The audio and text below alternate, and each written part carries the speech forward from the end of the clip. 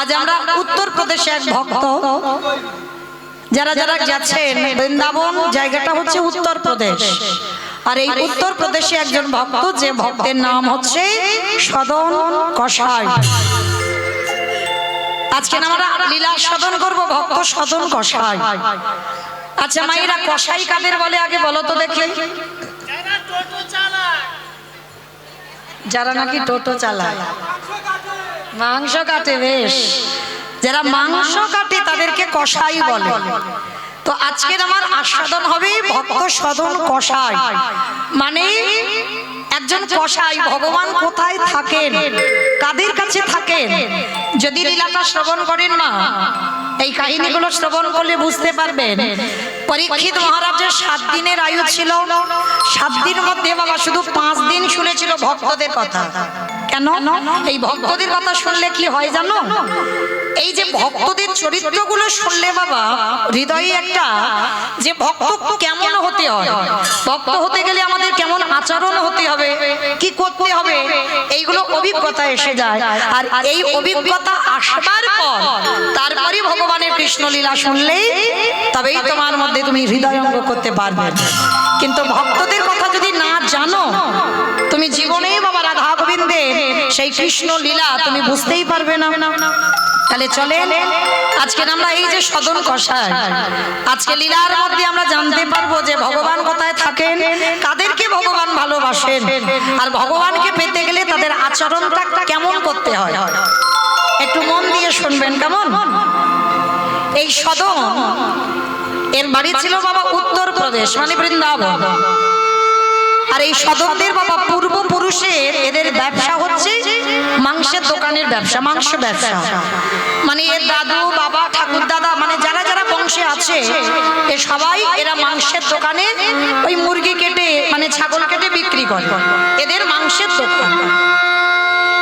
কিন্তু সদন ছোটবেলা থেকে বাবা মাংসের দোকানে বাবারা যায়, দাদুরা যায়, সেই সঙ্গে সঙ্গে ওকেও তো বড় হলে মাংসের দোকানে বসতে হবে। তো বাবার মৃত্যুর পর সদন মাংসের দোকানেই মাংস ব্যবসা করে। কিন্তু মাংস ব্যবসা করলে কি হবে মা? এই সদনের হৃদয়ে একটা কৃষ্ণ প্রেম আছে। মানে সেই প্রেমটা এমন নয় যে ভগবান পেতে হবে, মানে এইরকম প্রেম নয়, কিন্তু ভগবানকে ভালোবাসে। অনেক এরকম আছে না যে ভগবানকে পেতে হবে এরকম নয়, কিন্তু ভগবানকে ভালোবাসে। যে অনেকে এই যে কীর্তন আসরে এসেছেন, কীর্তন ভালোবাসেন, অনেকে যাত্রা নাটক এগুলো ভালোবাসেন, এই যে একটা ভালোবাসার মানুষ। তার সদন ছোটবেলা থেকে তার কোনো গান বাজনা ভালো লাগতো না, মানে যখনই ওই গুনগুন করে গান গাইতো ওই ভগবানের, রাধা কৃষ্ণের গানই গাইতো। কিন্তু আজকে সদনের কেমন একটা দিন দেখো, সকালবেলা উঠে সদন দোকানে আসবে, আর আস্তে আস্তে বাবা রাস্তাতে একটা নুড়ি পাথর কুড়িয়ে পেয়েছে। রাস্তাতে অনেক নুড়ি পাথর পড়ে থাকে না, যদি বাবা আরো ট্রেন লাইন পাস হয় তাহলে কত নুড়ি পাথর পড়ে আছে। তা সদন যেতে যেতে একটা নুড়ি পাথর পেয়েছে, মানে পাথরটা খুব সুন্দর দেখতে। তার নুড়ি পাথরটা পেয়ে সদন মনে মনে ভাবছে, যা এই পাথরটা এত সুন্দর পাথর, আমার ওই পাল্লা বাটকারা, ওই বাটকারার কাজ করব, মানে একটা মাপ করে নিয়ে আমি বাটকারার কাজে লাগাবো।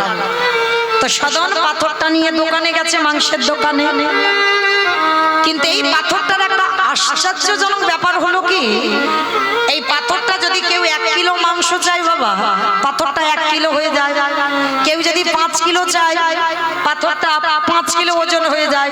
কেউ যদি 500 চায়, পাথর 500 হয়ে যায়, 2 কিলো হয়। মানে একটা আশ্চর্যজনক পাথর। আর এই জন্য সদনকে আর কোনো বাটকারা কিনতে হয় না, ওই একটা নুড়িতে সব কাজ হয়ে যায়। মানে অন্য দোকানে যদি মেপেও দেখো, মানে একটা ছোট্ট পাথর 5 কিলো মাংস চাইছে, বাটকারাটা 5 কিলো হয়ে যাচ্ছে। আচ্ছা মা, যদি ধরো আমি যে মোড় থেকে বাসুদেবপুরে ঢুকলাম, ওই মোড়ে যদি কোনো দোকানে যদি এইরকম একটা নুড়ি পাথর থাকে, সবাই দেখতে যাবে না যে কি এমন আশ্চর্যজনক পাথর, যে পাথরটা সব রকম হয়ে যায়। আর সেই সদনের দোকানে বাবা সব সময় ভিড়, মানে এত তার ব্যবসায় লাভ আর এতই ভিড়, মানে ওই দোকান, কিন্তু ওই সাধন মাংস কাটে আর ওই পাল্লাতে দেয়, আর একদিকে নুড়ি পাথরটা দেওয়া। আর ওই সদনে সবসময় গুনগুন করে একটা গান গায়, ভুলি গৃহ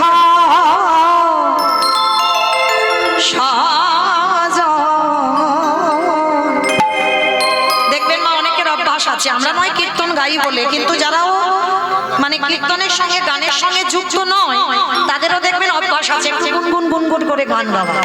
অভ্যাস নেই, তা সদনের এটা অভ্যাস। আজকের গুনগুন করে গাইছে, ভুলি গৃহ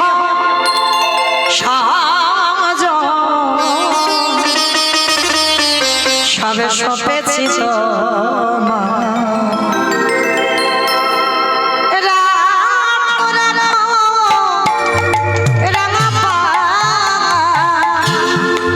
হে শ্যামরা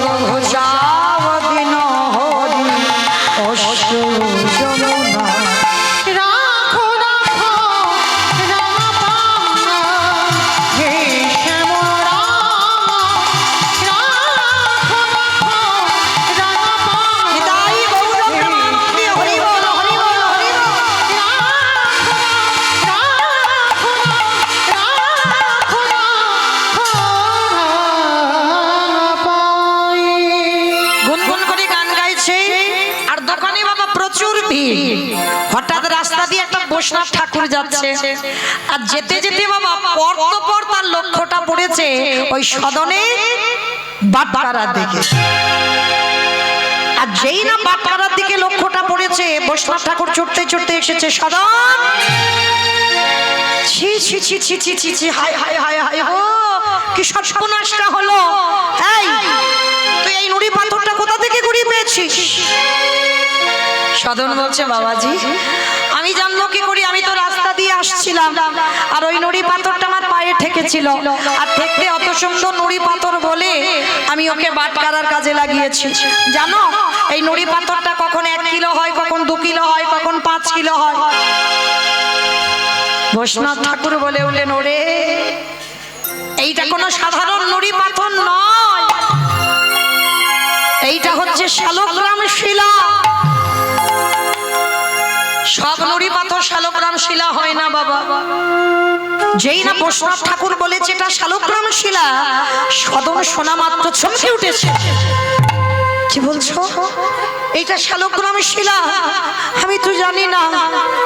ও মাইরা, ওই রক্ত অবস্থাতে তো ওই নুড়ি পাথরটা ধরে, মানে এক হাতে মাংস দেয় আর ওই হাতে তো নুড়ি পাথরটা ধরে।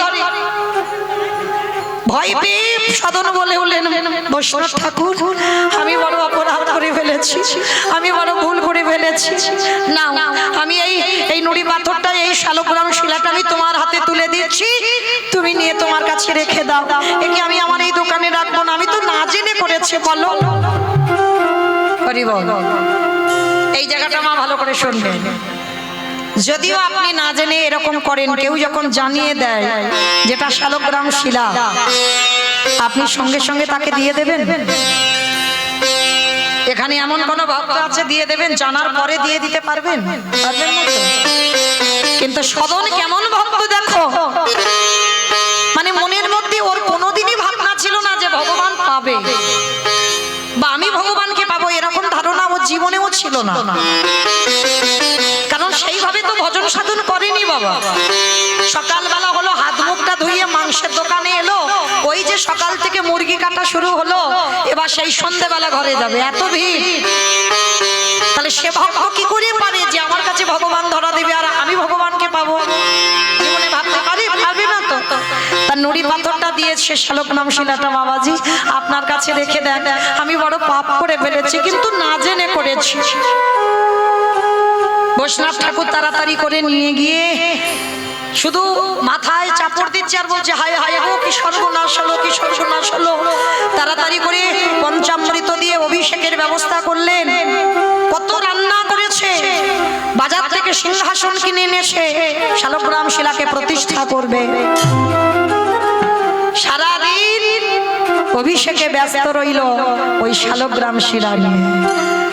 আর ওদিকে সদনের অত গুরুত্ব নেই বাবা, যে আমার কাছ থেকে নুড়ি পাথর চলে গেছে মানে আমি একেবারে দিশেহারা হয়ে পড়েছি, সেরকম কোনো ভাবনাই নেই। ও যেমন দোকান চালায়, আজও দোকান চালাচ্ছে। আর ওদিকে শালগ্রাম শিলাটাকে নিয়ে গিয়ে বৈষ্ণব ঠাকুর পঞ্চামৃত দিয়ে অভিষেক করালো। দুপুরবেলা কত অন্ন ব্যঞ্জন তৈরি করে ভোগ লাগালো। সন্ধ্যাবেলায় সন্ধ্যা আরতি হলো। রাত্রিবেলা শালগ্রাম শিলাকে শয়নে দিল সিংহাসনে। বৈষ্ণব ঠাকুর রাতের অন্ধকারে নিজ ঘরে ঘুমাচ্ছেন। শালগ্রাম শিলা স্বপ্নাদেশ দিচ্ছে, বৈষ্ণব আমি কি তোমাকে বলেছিলাম আমাকে সদনের কাছ থেকে নিয়ে এসে তোর কাছে রেখে দে? আমি তো কোনোদিনই বলিনি। ভালো যদি চাস সকাল হতে না হতে আমাকে নিয়ে আমার ওই সদনের কাছে রেখে আয়। যেই না কথাটা বলেছে বৈষ্ণব ঠাকুর চমকে উঠে,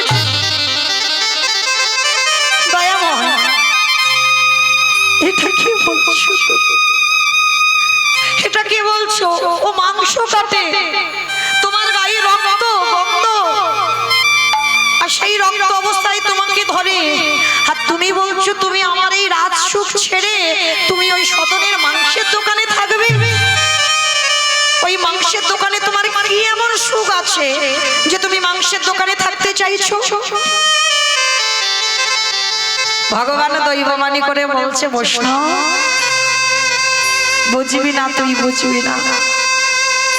ওই যে সদন যখন আমার পাল্লার উপরে একদিকে দেয় না, আর একদিকে কি দেয় আমি দেখতে যাব না। সে মাংস দিক আর ফল দিক আর সবজি দিক আমি দেখতে যাব না, কিন্তু যখন আমার ওই পাল্লার উপরে দেয় না, আর পাল্লাটা একটু আধো আধো করে দোলনা খায়, আর যখনই দোলনায় দোল খায় আর ওই সদন গুনগুন করে ওইটা যে আমি তোর এখানে পাবো না, আমি ওইটুকুর জন্য আমি সদনের কাছে থাকতাম। ওর ওই যে মুখ থেকে গুনগুন করে গান আমি শুনতে পাই, আর ওই যে পাল্লার উপরে আমাকে দোলনা দেয়, মনে হয় আমাকে কেউ যেন দোলনায় দোল দিচ্ছে। আমি সদনের কাছে থাকতে চাই, আমি তোর কাছে থাকতে চাই না। আমাকে সকালবেলা সদনের কাছে রেখে আসবি। বৈষ্ণব ঠাকুর বলে উঠলেন, দয়াময় আমি তোমার জন্য এত অভিষেকের ব্যবস্থা করলাম, নিজের হাতে রান্না করলাম, কত অন্ন ব্যঞ্জন, আমি নিজের হাতে সন্ধ্যা আরতি করলাম, নিজেই বাজার থেকে সিংহাসন আনলাম, প্রতিষ্ঠা করলাম, তোমার পছন্দ নয়? আজ আমি বুঝতে পেরে গেলাম ঠাকুর, তোমাকে মন্ত্রে তন্ত্রে বাঁধা যায় না, তোমাকে কোনোদিন আচার নিয়মে বাঁধা যায় না। তাই তাই তো তুমি সদনের ওই মাংসের দোকানে। ঠিক আছে প্রভু, সকাল হলো, আমি যাব ওই সদনের কাছে রেখে আসতে। সকাল না হতে হতে ভোর ভোর, কিন্তু একটু বেলা না হলে সদনে তো দোকান খুলবে না, মাংসের দোকান যে ভোরবেলা খুলবে তা তো নয়, একটু বেলা করে খোলে। আর ঘুমালো না, বসলো, নামাবলি জড়িয়ে শালগ্রাম শিলাটাকে দিয়েছে। একটু বেলা হতে ছুটতে ছুটতে সদনের দোকানে দাঁড়িয়ে এসে দেখছে সদন দোকান খুলে সবে বসেছে। বৈষ্ণব ঠাকুর গিয়ে সদনের চরণ দুটো ধরে আছে আর কি।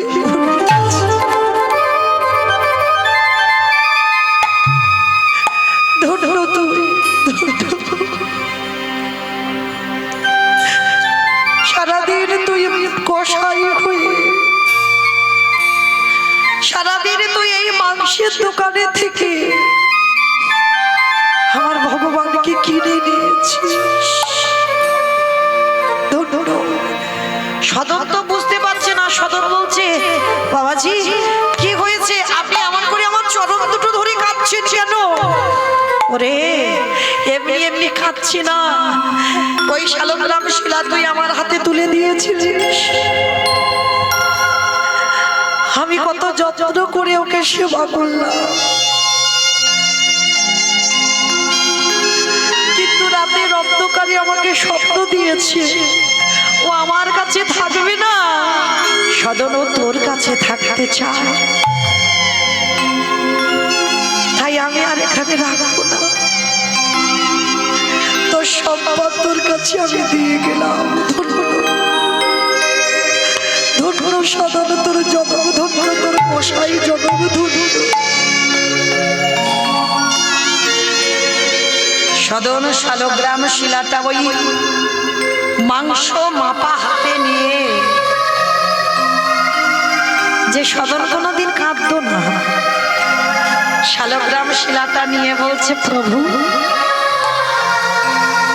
তুমি আমার জন্য সিংহাসন ত্যাগ করেছ, তুমি আমার জন্য ভালো ভালো খাবার রান্না করেছে, সেগুলো না খেয়ে আমার কাছে থাকবে?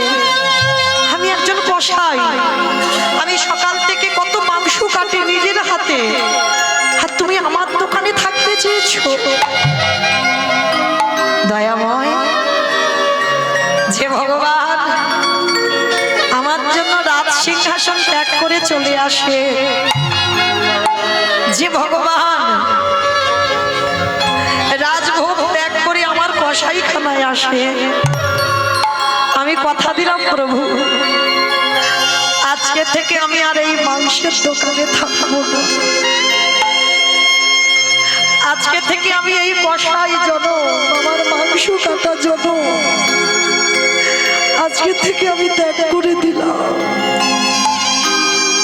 তুমি যদি আমার জন্য সিংহাসন ত্যাগ করতে পারো, আমি তোমার জন্য এই কসাই জনম ত্যাগ করতে পারবো না।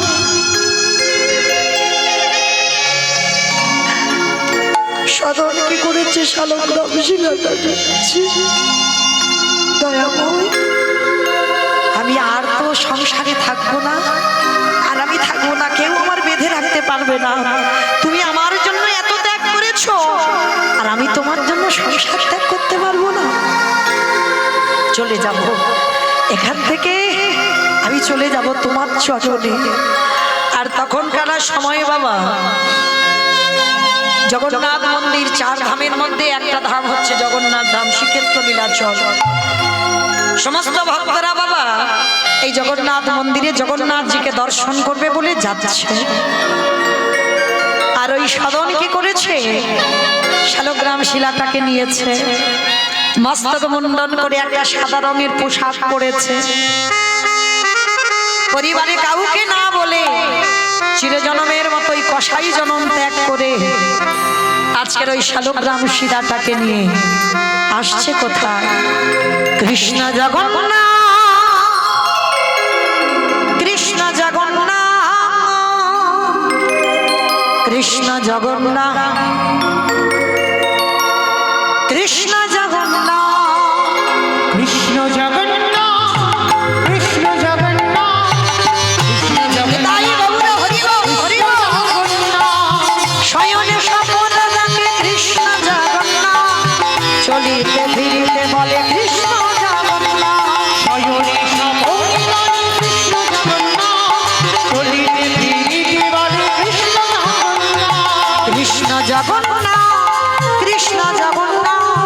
কৃষ্ণ জগন্নাথ কৃষ্ণ জগন্নাথ কৃষ্ণ জগন্নাথ নিতাই গৌর হরি বল হরি বল হরি বল কৃষ্ণ জগন্নাথ হে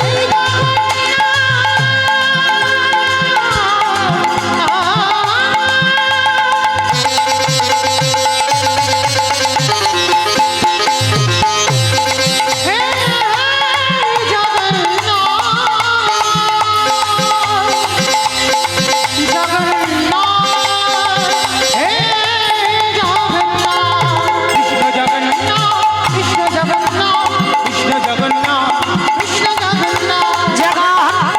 মম স্বামী নয়ন পথগামী ভব তুমি নিতাই গৌর হরি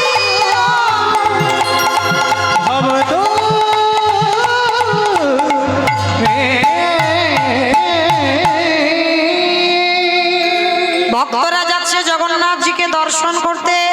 আর এই সদনকে সবাই চেনে, তো ওর তো নাম করা দোকান। সবাই সদনকে দেখে বলেন, তোর এত বড় শ্রদ্ধা, তুই একজন কসাই, আর কসাই হয়ে তুই কিনা আমাদের সঙ্গে যাচ্ছিস জগন্নাথজিকে দর্শন করতে? তোর ছায়া মারানো পাপ। সবাই মিলে দূর দূর করছে সদনকে। সদন মনে মনে ভাবছে, এরা তো মিথ্যা বলেনি, সত্যি তো আমি পাপী। আমার মতো পাপী তো আর কেউ জগতে নেই গো। আমি নিজের হাতে কত প্রাণ হত্যা করেছি, তাহলে আমি মহাপাপী। সদন বলল, বেশ, আমি কথা দিলাম আমার ছায়া তোমাদের পড়বে না গো। কি করেছে জানো? ওই যে রাস্তা দিয়ে ভক্তরা যাচ্ছে, ওই রাস্তার পাশে বাবা জঙ্গল তো থাকবে। এখনকার দিন নয়, তখনকার দিনে উড়িষ্যায় আসছে সবাই উত্তরপ্রদেশ থেকে, বৃন্দাবন থেকে। রাস্তার পাশে যে জঙ্গল, সদন ওই জঙ্গলের রাস্তা ধরেছে, মানে ওর ছায়া যেন ওদের না পড়ে। আর সদন তো চেনে না কোন রাস্তায় যাবে, তো ওদের দেখে দেখে ও জঙ্গলের পথ ধরে ধরে যাচ্ছে। ওদেরকে দেখে দেখে ওরা মেন রাস্তা দিয়ে যাচ্ছে, আর ও জঙ্গলের পথ ধরে যাচ্ছে। কাঁটা ছোর ধুলো কাদা বালি, চরণে কত কণ্টক ফুটছে, তবু মনে আশা জগন্নাথ দেবকে দর্শনে যাব। আর ওই চলতে চলতে চলতে চলতে সন্ধ্যা ঘনিয়ে এলো।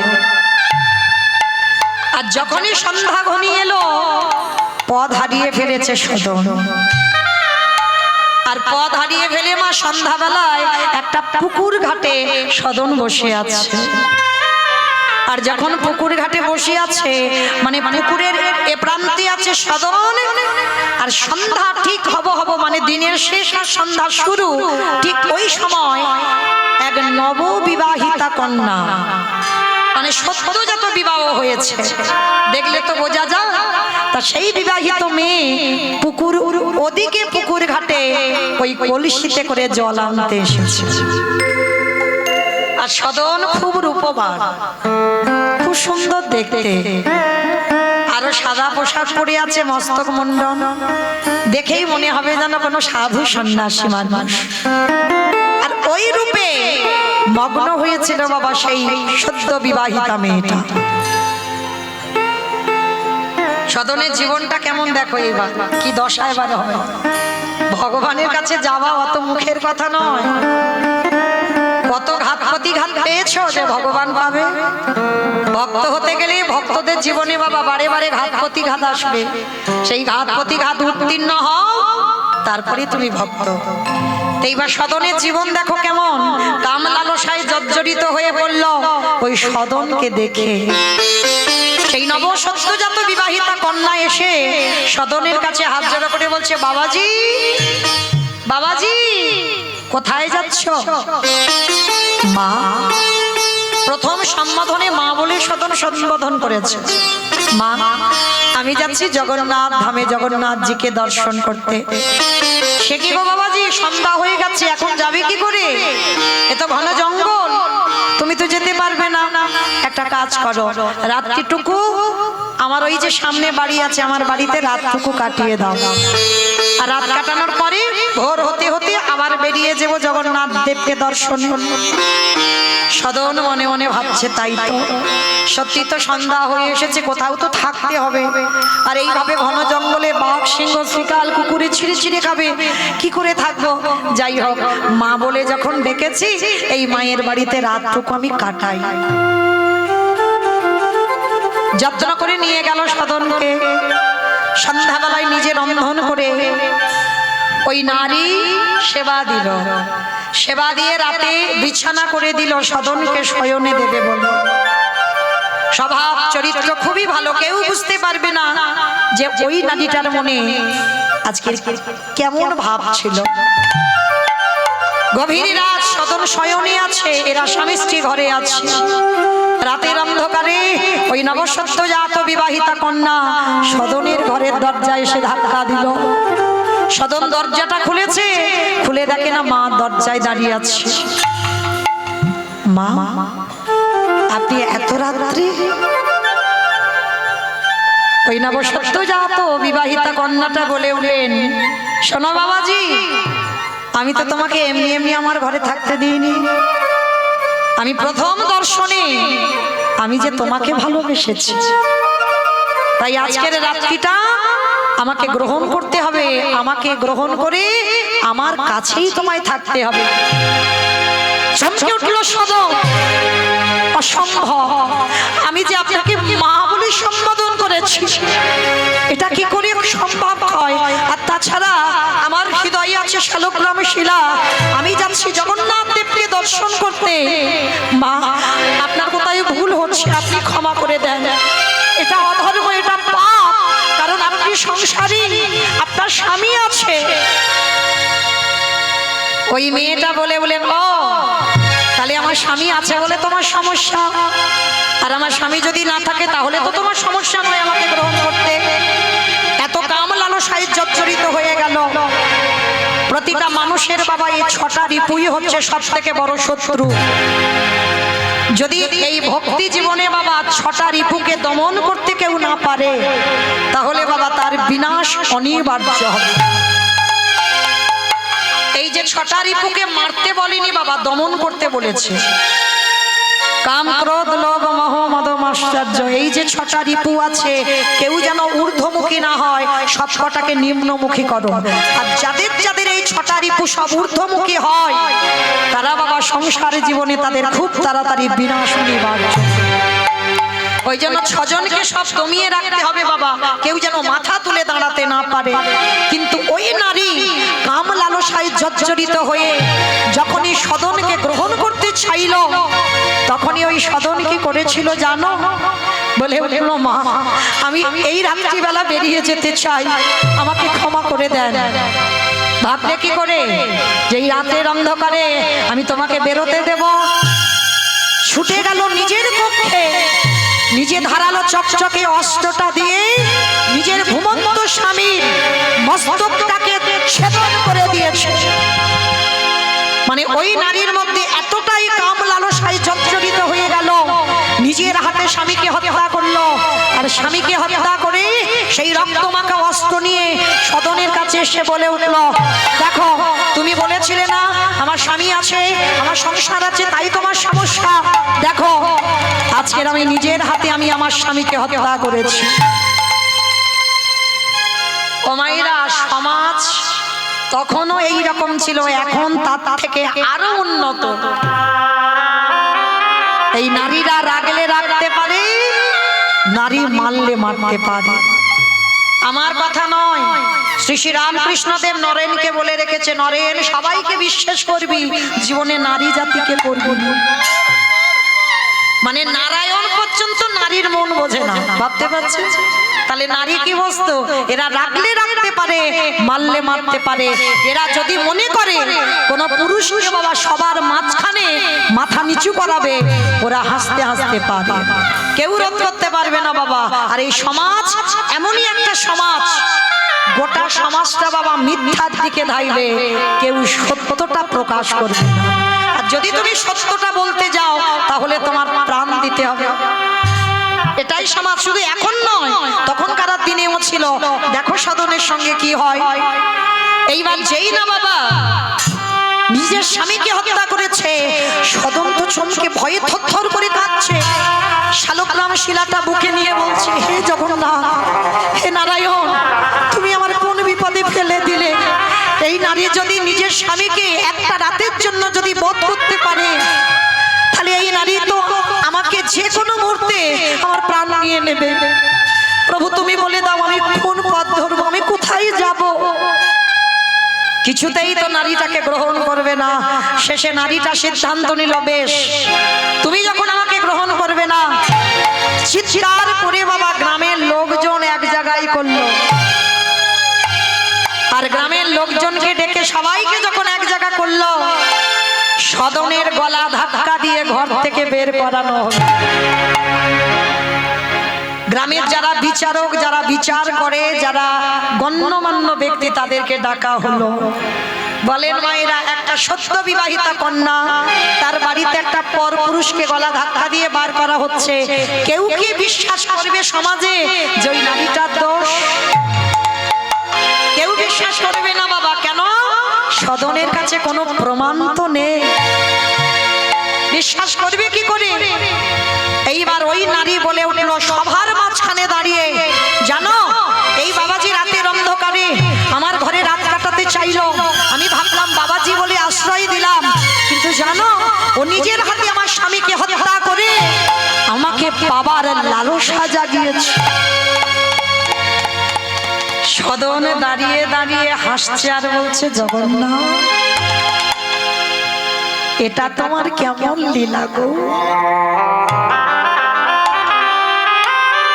যেটা আমি কিছুই জানলাম না, কিন্তু সবার মাঝখানে বলা হচ্ছে আমি ওই নারীকে পেতে চেয়েছি, আমি ওই নারীর স্বামীকে হত্যা করেছি। যারা গ্রামের বিচারক, এ মেয়ে তো বলেই যাচ্ছে, সদন তো কিছু বলছে না, মাথা নিচু করে আছে। গ্রামের যারা বিচারক তারা বলছে, সদন তুমি কিছু বলো। সদন করজোর করে বলল, দেখেন বাবু, আমি যদি সত্যিটা বলি কেউ তো বিশ্বাস করবে না। তাহলে সত্যি বললে যখন বিশ্বাস করবে না, তাহলে আমি বলে কি করব? কেন? এই মেয়েটা যে কথাগুলো বলছে, তার মানে তুমি বলতে চাচ্ছ ভুল, মিথ্যা, একটা নারী কোনোদিন পারে? সদন বলে উঠলেন, ওই যে বললাম আমি যে সত্য প্রমাণ করব, আমার কাছে কোনো প্রমাণ নেই। ও তার মানে তুমি দোষী, তুমি অন্যায় করেছো, তুমি এই হাত দিয়ে তুমি ওই নারীটার সবেমাত্র বিয়ে হয়েছে ওই নারীর স্বামীটাকে হত্যা করেছো। এই কে আছিস প্রহরী, যা একে শাস্তি দেওয়া হবে। সদন তো জানে যে আমি শাস্তি পাবো। সদন শুধু একটাই কথা বলেছিল, আমাকে শাস্তি দেন, আমি সব শাস্তি মাথা পেতে নেব, কিন্তু আমার যেন মৃত্যুদণ্ডটা দেওয়া না হয়। কেন জানো? আমার জন্য নয়, আমি শুধুমাত্র যাচ্ছি তো জগন্নাথকে দেখতে, আমি এখনো পর্যন্ত দেখতে পাইনি, তাকে কেমন দেখতে আমি জানিও না। আমি জগন্নাথকে দেখতে যাব, ওই জন্য আমার মৃত্যুদণ্ডটা দেবেন না। বিচারপতিরা বলে উঠলেন, বেশ, ও যখন মৃত্যুদণ্ডটা চাইছে না ওটা দিস না, কিন্তু একটা কাজ কর, ওর ওই যে হাত দিয়ে ওই নারীটার স্বামীটাকে হত্যা করেছে, ওর ওই দুটো হাত কেটে ফেলে দে। সভার মাঝখানে সদন দুটো হাত বাহির করে দাঁড়ানো। এরাই কৃষ্ণ ভক্ত। ওই যে বললাম, কতটুকু জীবনে কষ্ট পেয়েছো, কতটুকু বদনাম পেয়েছো। কৃষ্ণ ভক্ত যদি হবে বাবা, তোমাকে বদনাম নিতে হবে। সমাজে সবাই তোমাকে প্রথম বেহুচ্যুতি করে দেবে, মাথা নিচু করে দেবে। তবেই হবে তুমি কৃষ্ণ ভক্ত। ভগবান একটু ঘষে নেবে না, যে দেখি ও কতটা সইতে পারে, ও কি করে মাথা তুলে দাঁড়াতে পারে। এরাই কৃষ্ণ ভক্ত। সবার সামনে হাত দুটো বার করে দিল, আর ওই ধারালো চকচকে অস্ত্র দিয়ে সদনের দুটো হাত কেটে ফেলে। যখনই দুটো হাত কেটে ফেলে দিল, সদন বলল, একটা কথা বলবো তোমাদের, আমার হাত যখন নেই আমি শালগ্রাম শিলাটা তো ধরতে পারবো না, এই নামাবলী দিয়ে আমার মাথাতে এই শিলাটাকে একটু বেঁধে দেবে। হাত যদি না থাকে বাবা, শালগ্রাম শিলাটাকে নেবে কি করে? সবাই মিলে ওকে দেখে বাবা শালগ্রাম শিলা মাথায় বেঁধে দিল। আর সদন বলে উঠল, দয়াময়, আঘাতে যত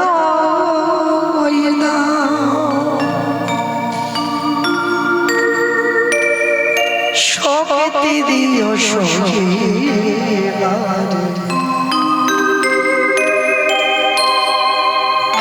ওগো দয়া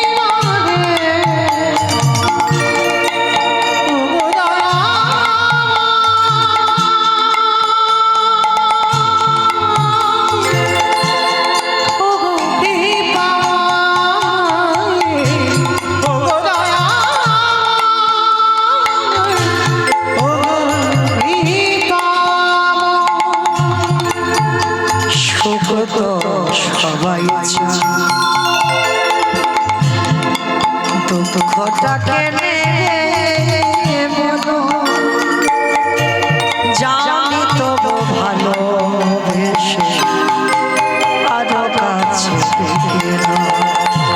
সুখে তো সবাই চায়, দুঃখটাকে বলো জানি তুমি ভালোবেসে আরো কাছে টেনে নাও।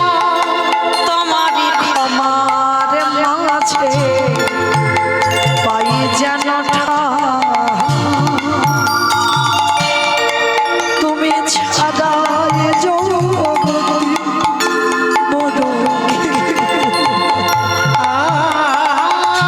আরে তোমার ক্ষমার মাঝে পাই যেন ঠাঁই, তুমি ছাড়া এ জগতে মোরে কেহ নাই। কৃপা দানে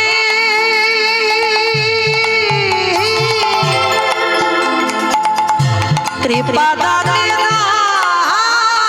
প্রভু চরণ তোমার। আরে কৃপা দানে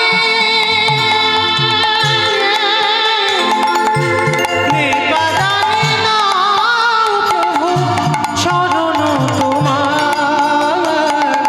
ও কৃপাময়ী, ও দয়া, আঘাতে যতই নিতাই গৌর প্রেমানন্দে হরি বল হরি বল। ও কৃপাময়, ও দয়াময়, ও কৃপাময়, ও দয়াময়। সদন মনে মনে ভাবলো, জগন্নাথ শুনেছিলাম তোমারও নাকি হাত নেই, তার মানে তুমি কি তোমার মতো করে নিচ্ছ আমার? শুনেছি কানে তোমার নাকি হাত নেই, ওই জন্য তোমার মতো করে নিলে। সদন মনে মনে ভাবলে, আর আমি পায়ে হেঁটে যাব না, এবার কঠিন সংকল্প নিল সদন, ওইখান থেকে গন্ডি কাটতে কাটতে জগন্নাথের কাছে যাবে। যার দুটো হাত নেই শালগ্রাম শিলাটা মাথায় নামাবলি দিয়ে বাঁধা, আর ওই গন্ডি কাটতে কাটতে সদন যাচ্ছে জগন্নাথের কাছে। যে পথিকরা বলেছিল তুই পাপী, তোর ছায়া যেন না পড়ে, তারা দেখা মাত্র চমকে উঠেছে। সদন এত কষ্ট করে যাচ্ছে জগন্নাথের কাছে। হে জগন্নাথ, আর কষ্ট দিও না ভক্তকে, এবার তুমি একবার ওকে দর্শন দাও। সারা শরীর রক্তে রক্তাক্ত হয়ে আছে, যে বস্ত্রটা সাদা পোশাক, একটাই পোশাক পরে আছে, জীর্ণ মলিন শত ছিদ্র দুর্গন্ধ।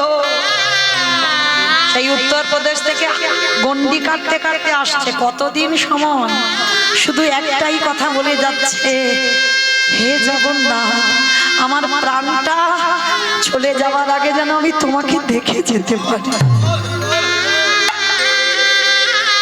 আর পারে না চলতে, আর এইভাবে আস্তে আস্তে চলে এলো জগন্নাথের সিংহদ্বার। পূজারীরা দেখা মাত্র বলে বলেন, ছি ছি ছি ছি ছি ছি, কি গন্ধ গো! এই কোথাকার মানুষ, কোথা থেকে এসেছিস? যে এখান থেকে বেরিয়ে যাও, গায়ে থেকে গন্ধ বেরোচ্ছে, এখানে তোকে ঢুকতে দেওয়া যাবে না। এমন গলা ধাক্কা দিয়েছে, সদন একেবারে পড়ে গেছে রাস্তায়। হে জগন্নাথ, যদি বা এলাম, আমাকে এরা ঢুকতে দেবে না বলছে। তুমি এসো না একবার আমার সামনে, আমি তো যেতে পারবো না গো তোমার কাছে, এরা কেউ যেতে দেবে। আমি যে অনেক আশা নিয়ে এসেছি, আমি যে বেশি দিন বাঁচবো না গো।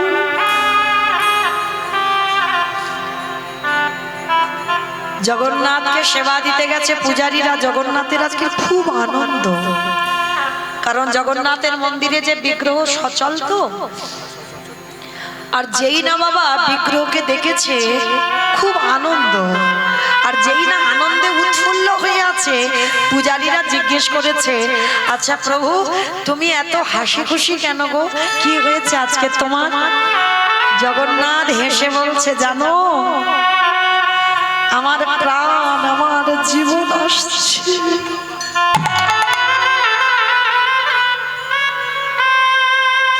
অনেক কষ্ট করে আসছে আমার কাছে। যাও যাও যাও, পালকিটা নিয়ে যাও, পালকিটা নিয়ে আমার ভক্তকে আমার কাছে নিয়ে এসো। আজ আমার ভক্ত এসেছে, ভক্তকে পালকিতে করে নিয়ে আসবে। পূজারীরা ছুটে গেল সিংহদুয়ারে, আর সিংহদুয়ারে গিয়ে বলছে, কে আছো জগন্নাথের বন্ধু? জগন্নাথ আজকের আদেশ দিয়েছে, জগন্নাথের ভক্তকে পালকিতে করে জগন্নাথের কাছে নিয়ে যেতে হবে। কে এখানে জগন্নাথের ভক্ত আছো? কে মায়েরা, ধরো যদি এই কীর্তন আসরে এসে কেউ যদি হাঁকে, কে জগন্নাথের ভক্ত আছে, এসো পালকিতে উঠবে। কি গো, সবাই ছুটে আসবে না? সবাই ছুটে যাবে না? এইরকম ঘটনা সেদিনও ঘটলো। চারিদিক থেকে সে একেবারে পিঁপড়ের মতো লোক ছুটে আসছে, সবাই নাকি জগন্নাথের ভক্ত। কিন্তু জগন্নাথ তো সবার কথা বলেনি, জগন্নাথ বলেছে, আজকের আমার প্রাণ, আজ আমার জীবন এসেছে। একজন সবার কথা বলেনি। তাহলে এই যে এতগুলো ভক্তের মধ্যে যারা দাঁড়িয়ে আছেন, বসে আছেন, কীর্তনীয় সম্প্রদায়, এর মধ্যে একজন, এতগুলো ভক্তের মধ্যে একজন ভগবান বলেছে, একজন ভক্ত এসেছে, তাকে পালকিতে করে নিয়ে এসো। আচ্ছা বাবা, চিনবে কি করে? যারা সাক্ষাতে ভগবানের সঙ্গে কথা বলে তারা ভক্ত চিনতে পারছে না, আর আপনারা আমরা ভক্ত চিনবো বলে মনে হয়? ওই যে বললাম বাবা, সমাজটা মিথ্যা, মিথ্যার জন্য সদনের কি দশা? সমাজ মিথ্যা, কারণ জগৎটাই মিথ্যাই যখন ভরপুর, তাহলে বাবা চিনতেই পারবে না ভক্ত কোনটা। সবাই দল বেঁধে পালকিতে উঠতে চাইছে। পূজারীরা বিরক্ত হয়ে বলছে, থামো তোমরা, সবাই পালকিতে উঠতে চাইছে। আর ওদিকে সদন বসে বসে ভাবছে, জগন্নাথ আজকের আমি তোমাকে না দেখতে পাই, কিন্তু ওই যে ওরা হাঁটছে, নাকি তোমার ভক্তকে পালকিতে করে নিয়ে যাবে। তাহলে তোমাকে না দেখি তো কি হয়েছে, কিন্তু তোমার ভক্তকে তো দেখতে পাবো। আমাকে ঢুকতে দেয়নি তো কি হয়েছে, আমি তো তোমার ভক্তকে দেখতে পাবো, এতে হবে হয়ে যাবে। এইবার পূজারীরা কাউকে নেয়নি, চলে গেছে জগন্নাথের কাছে। এ জগন্নাথ, পাচ্ছি না, তোমার ভক্ত কোথায়? ও তো সবাই পালকিতে উঠতে চাইছে, তাহলে সবাই কি তোমার ভক্ত? ভগবান কিলকিল করে হাসছে, হায় রে, এরা আমার পূজা দেয়, আমার সেবা দেয়, এরা ভক্ত চেনে না।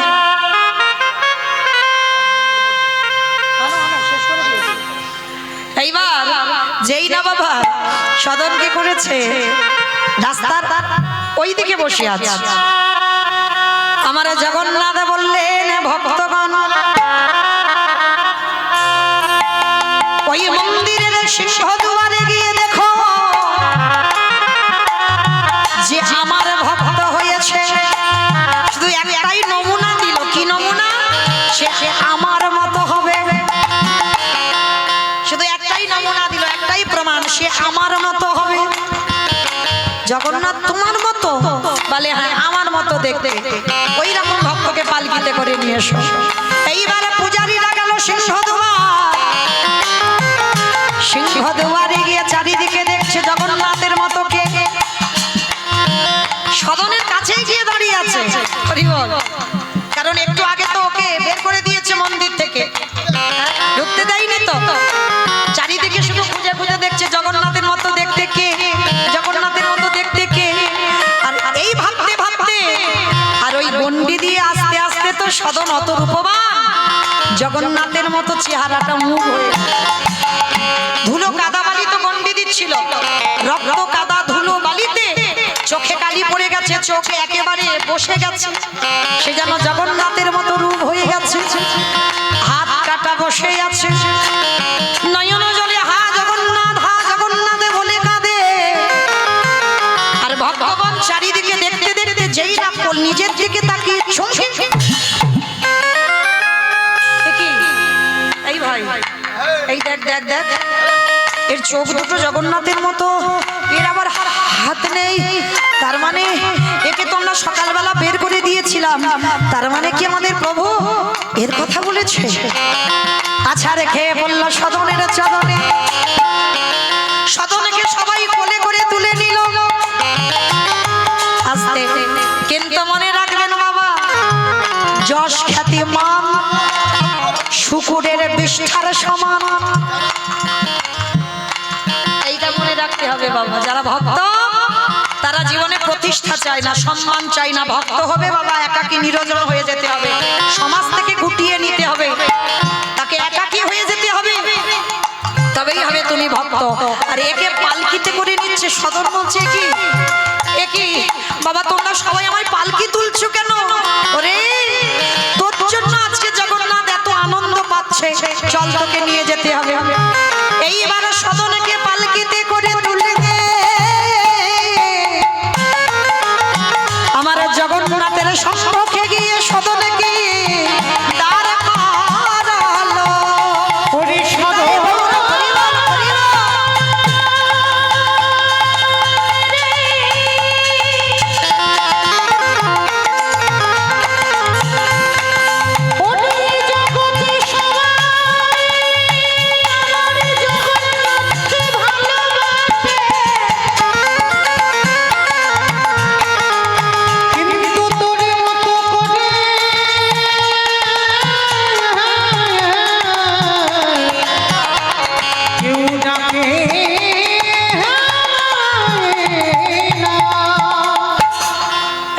সদন গিয়ে দাঁড়িয়েছে। জগন্নাথ তো খিলখিল করে হাসছে সদনকে দেখে, কিন্তু সদন হাসছে না।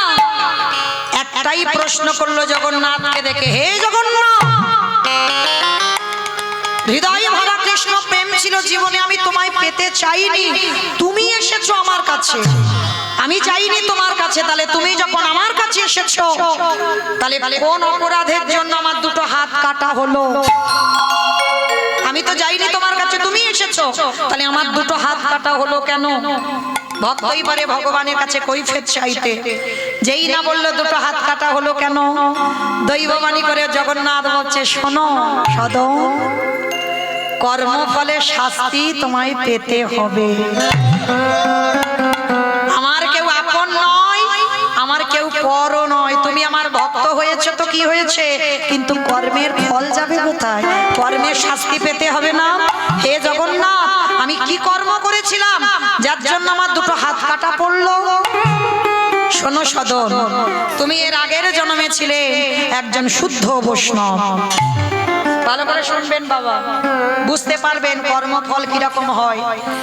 শুদ্ধ বৈষ্ণব ছিলেন, প্রতিদিন 108টা করে তুলসী আমার ভগবানের চরণে অর্পণ করত নিত্য।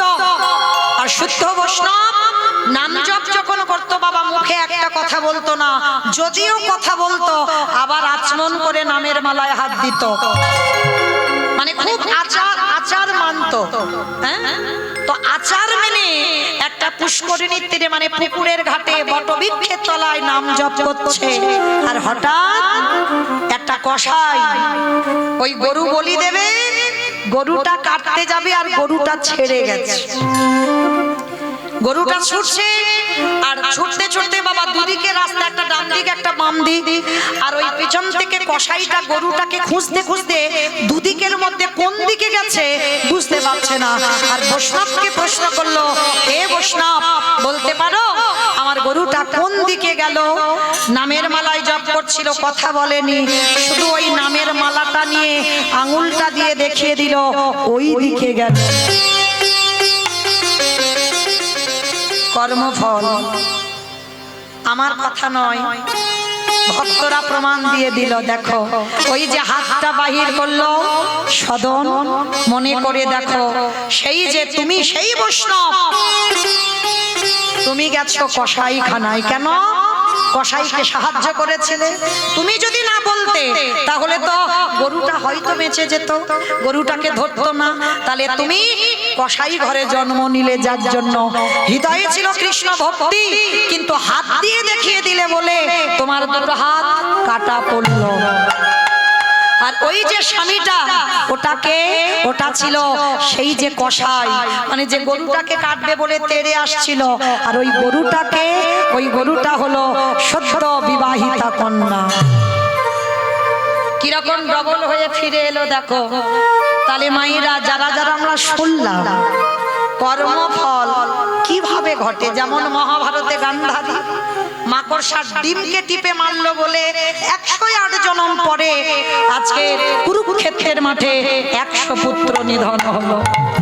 তাহলে ভেবে দেখেছেন, অনেক মায়েরা আছে দেখবেন পিঁপড়ে শাড়ি যায় না, হঠাৎ এসে বাবা দুম করে কোথাও কিছু নেই, বুড়ো আঙুল দিয়ে টেনে অপরাধ নিও না। তাহলে এদেরকে ভগবান ছাড়েনি, যাদের সাক্ষাতে কৃষ্ণ দর্শন তাদেরকে ছাড়েনি। আর আপনারা আমরা আমাদের ছেড়ে দেবে মনে করেছ? তাহলে সর্বদা খেয়াল রাখবেন, আজকে যারা লীলাটা শুনলেন, কর্মফলের শাস্তি প্রত্যেককে পেতে হবে। সদন করজোর করে বলল, প্রভু আমি বুঝতে পারলাম, তাহলে আজ আমার চৈতন্য হয়ে গেল, আচারে তোমায় পাওয়া যায় না। তোমাকে পেতে গেলেই ভক্তি যার কৃষ্ণ তার সর্বশাস্ত্রে কয়, সর্বশাস্ত্রে কয়, ভক্তি না থাকিলে কৃষ্ণ দেখিও কি বাহারে। সাধিতে সাধিতে যদি কৃষ্ণ কৃপা করে, কৃষ্ণ কৃপা করে, ওগো এ জনমে না হয়, জন্ম জন্মে তবে। এইবার জগন্নাথ বললেন, সদন আজকে তুমি আমার কাছে আসনি, আমি তোমার কাছে গিয়ে আমি তোমার কাছে ধরা দিয়েছি। তাহলে মায়েরা, ভগবান কোনোদিন আদেশ দেয়নি, কোনোদিনের জন্য বলেনি যে সদন তুমি মাংসের ব্যবসা ত্যাগ করে দাও। বলেছে কি? তাহলে যে যা কর্ম করছো, কর্ম তাকে করতে হবে, সেই কর্মটা যেন বাবা একেবারে ধর্মকে আঁকড়ে ধরে হয়, যেন ওই ব্যবসা যেন অধর্ম না হয়। কারণ স্বয়ং ধর্মকে যারা আশ্রয় করে স্বয়ং ধর্ম তারে রক্ষা করে। তো চলেন আজকে সাক্ষাতে আমার জগন্নাথ দর্শন দিল, সদম দর্শন করলো। মায়েরা চলো, যেহেতু আমরা উড়িষ্যায় ছিলাম, একটা উড়িয়া ভজন হোক। কেমন? জগন্নাথজিকে দর্শন করছি, চলে। সদন যেই না সাক্ষাতে দেখলো, আর দেখে কি করলো জানো? মাধব মাধব হে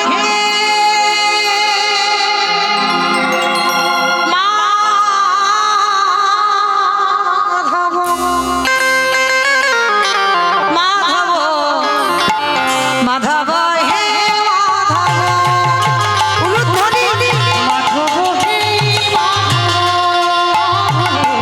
মাধব হে মাধব হে মুখে পাখরে পেট পুরে খাবো, মুখে পাখরানি পেট পুরে খাও, মুখে পাখরে পেট পুরে খাবো, মুখে পাখরানি পেট পুরে খাও, ছান্ন ভোগ দেগে নাহি গো মাধব হে তাই গৌর হরি বল। মাধব হে ঝাঁটি মাটি ঘরে রেখো মোর সুখে, মাটি হারি রেখো মোর সুখে, ঝাঁটি মাটি ঘরে রেখো মোর সুখে, মাটি হারি রেখো মোর সুখে, রাজ্য মহলে নাহি গো মাধব হে তাই গৌর হরি বল।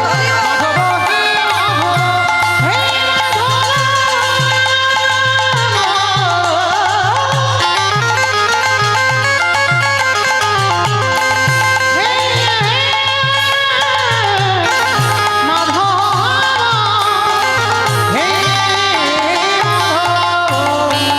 মাধব হে মাধব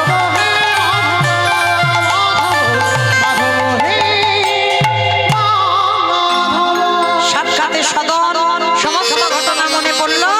সাক্ষাতে যুগলের দর্শন করলেন। স্বামীর বামে দাদা এলো নবীন কিশোরী,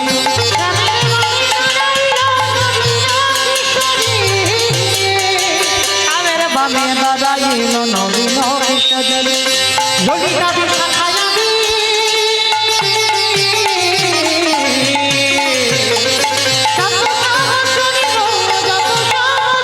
পত্রের পাতায় পাতায় দিচ্ছে কজতালি, পত্রের পাতাহি পাতাই দিচ্ছে করতাল, অবকে